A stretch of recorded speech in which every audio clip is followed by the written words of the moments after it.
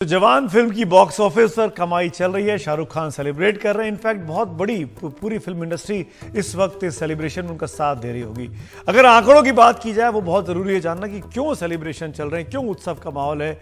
उसकी वजह बहुत बड़े पैमाने पर इस फिल्म का हिट होना। हिंदी में अगर बात करूं, हिंदी क्योंकि भाषा 3 भाषाओं में फिल्म रिलीज हुई है, हिंदी, तेलुगु और तमिल। हिंदी की बात करूं तो हिंदी में आज करीब 9वें दिन तक ये 350 करोड़ की कमाई। ये फिल्म शुरुआती 9 दिनों में 347 करोड़ से ज़्यादा की कमाई कर चुकी है। अगर मैं इंडिया की बात करूं कि जिसमें तमिल, तेलुगु और हिंदी के नंबर जोड़ ले तो ये आंकड़ा 391 करोड़ तक चला जाता है, जो कि एक नया रिकॉर्ड है। दुनिया भर की अगर बात की जाए, क्योंकि फिल्म का वर्ल्ड वाइड रिलीज हुआ है, तो ये फिल्म 650 करोड़ के आंकड़े को 9वें दिन ही टच कर रही है। अभी तो फिल्म जवान हुई है, अभी तो फिल्म कम से कम 3, 4, 5, 6 हफ्ते चलेगी। न जाने कितने और रिकॉर्ड तोड़ेगी, ये तो शाहरुख खान और शाहरुख खान के फैंस ही बता सकते हैं। 2 खास मेहमान मेरे साथ हैं, उनके पास चलेंगे। उसके बाद उसके बीच में आपको वो आंकड़े भी दिखाते रहेंगे कि लगातार हर दिन तक ये फिल्म कैसा करती रही।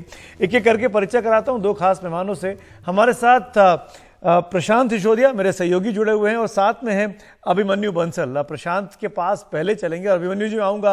अभिमन्यु जी की पहचान ये है कि वो बहुत बड़े एग्जीबिटर हैं, बहुत बड़े डिस्ट्रीब्यूटर हैं और शाहरुख खान की फिल्में जब लगती हैं तो उनका क्या इम्पैक्ट पड़ता है, खासकर उन छोटे शहरों में जहाँ पर शाहरुख खान के दीवाने कुछ ज़्यादा हैं। लेकिन शुरुआत में प्रशांत आपसे करना चाहूँगा। प्रशांत, आप उस इवेंट में थे जहाँ ये प्रोग्राम चल रहा है, शाहरुख खान बोल रहे हैं, शाहरुख खान की खुशी, उनके चेहरे की तसल्ली, ऐसा लग रहा था कि वो 4 साल का जो बोझ था उनके चेहरे पर जीरो के बाद से वो दूर हो गया है, रिलैक्स थे। हार कर जीतने वाले को बाजीगर कहते हैं, ये साबित कर रहे थे वो।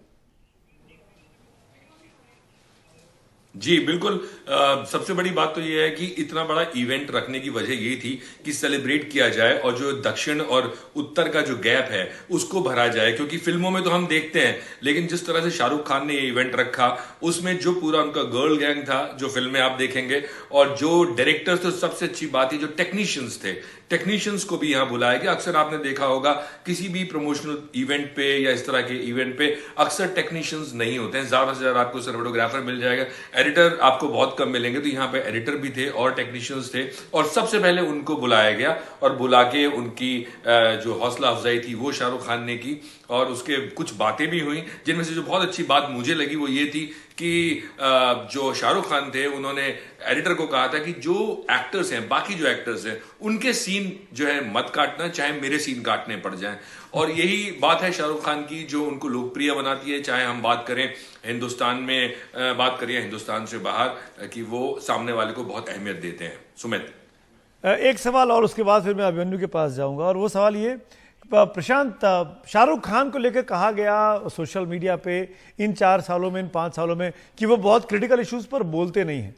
वो शायद चुप्पी उनकी जो थी उनको उनको उनको उनको टीज कर रही थी बार बार उनके उनके आलोचक जो थे कि आप बोलते क्यों नहीं, आप बड़े बड़े मुद्दों पर चुप रहते हैं।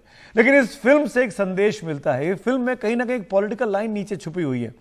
शाहरुख का जो वो वीलॉग है, मोनोलॉग जिसको आप कह लीजिए, आपको लगता है कि वो बहुत बड़ी वजह इस फिल्म के, वो जो एंग्री यंग मैन वाला अमिताभ बच्चन का जो एरा था, उस तरफ शाहरुख खान लौट रहे हैं? बिल्कुल। मैं ये बात, हम लोग जब फिल्म जगत में बैठ के बात करते हैं तो अभी आप फिल्मों के ना चलने की बात कर रहे थे, तो ये एक बहुत बड़ी चर्चा का विषय था कि फिल्में क्यों नहीं चल रही हैं। तो हमेशा मैं ये कह रहा था कि पिछले 3-4 साल में कोविड की वजह से जो लोग परेशान थे, त्रस्त हो गए थे घर में बंद होके, और उसके अलावा जो बिजनेस थे या जो उनकी नौकरियां थी, बहुत सारे उनमें कटौती हुई थी, सैलरीज में कटौती हुई थी, तो सब त्रस्त थे लोग और उनको अब एस्केपिस्ट सिनेमा चाहिए था जो उनको सपने दिखा सके, जो उनकी परेशानियों, उनको एक हीरो चाहिए था जो उनकी परेशानियों को पार पा सके और उनके लिए लड़ सके वो। और उसी तरह की फिल्में सारी चली हैं, अगर आप देखेंगे सेम तरीके में। अगर मैं बात करूं, इस जो जवान है और पठान है, दोनों उसी तरह की फिल्में, दोनों एस्केपिस्ट सिनेमा है और दोनों हीरोइज्म दिखाती हैं। और यही वजह है कि इस फिल्म में जिस तरह का मैसेज था उससे लोगों को खुशी हुई और लोग उसकी बात भी कर रहे हैं। एक क्विक सवाल अभिमन्यु मैं आपसे देना चाहूंगा, as an exhibitor, Shahrukh Khan की फिल्मों का चलना, पठान और फिर जवान, कितना बड़ा आपके आपके लिए और फिल्म इंडस्ट्री के लिए ये इंपॉर्टेंट पहलू है? ये बहुत इंपॉर्टेंट था कि फिल्म इंडस्ट्री के अंदर कोई पिक्चर चले और वो बहुत बड़ी हिट होए, क्योंकि हम पिछले 6 महीने 1 साल से कोई भी अच्छी पिक्चर नहीं चल रही थी और इससे हमारा मनोबल इंडस्ट्री के अंदर काफी कम था। मैं ये कहना चाहूंगा कि मेरे दादाजी फिल्में तो ने आ एक रही चीज थी, बोली थी कि बाहुबली जिस भी आई और मूवी के तमाम अंदर आरआर आ रही और फिल्में चल रही थी, हिंदी के दर्शक उसको देख रहे थे। हिंदी बॉलीवुड इंडस्ट्री की बात कर रहे हैं अपन, साउथ इंडियन इंडस्ट्री जो है वो केजीएफ और आरआरआर है, वो अलग रहती है। और अपन बॉलीवुड हिंदी फिल्म इंडस्ट्री की बात करें तो उसमें कोई भी पिक्चर अच्छा बिजनेस नहीं करा था। आप ब्रह्मास्त्र भी जो आई थी जिसने 300 का आंकड़ा क्रॉस किया। स्पेसिफिकली पूछना चाहूंगा कि जो छोटे शहर हैं, मुंबई के बाहर है और दिल्ली के बाहर और बेंगलुरु के बाहर, उन जगहों पर जब शाहरुख खान की फिल्में आ रही हैं तो क्या रिस्पांस आप देख पा रहे हो? कितना जरूरी था सिंगल स्क्रीन सिनेमा हॉल्स के लिए इस तरह की फिल्मों का चलना? तो शाहरुख खान ऐसे ही किंग खान नहीं कहे जाते। जब ये रिलीज हुई पिक्चर पठान और अब अपनी जवान, तो इसके अंदर छोटे सिनेमा हॉल्स और सिंगल स्क्रीन ने बहुत ही अच्छा बिजनेस किया बेहिसाब, और लोग सब निकल के आए हैं और सारी पिक्चरें देखी और सबने अप्रिशिएट किया है। और सिंगल स्क्रीन के लिए बहुत जरूरी था क्योंकि उनके लिए पिछले 1-1.5 साल से काफी खराब पिक्चरें आ रही थी और बिजनेस अच्छा नहीं हो रखा था। आप एक चीज और बताइए, अब 2 उन्होंने तीसरी दे दी फिल्में hit, super hit, multi super hit कह लीजिए। तीसरी फिल्म उनकी आने वाली है डंकी, वो भी इसी साल के एंड में बताया जा रहा है कि रिलीज होने वाली है। अब हैट्रिक की उम्मीद है? अब हैट्रिक की जिम्मेदारी ज्यादा बढ़ जाएगी क्या? 100% हैट्रिक होनी है, इसमें कोई शक ही नहीं है।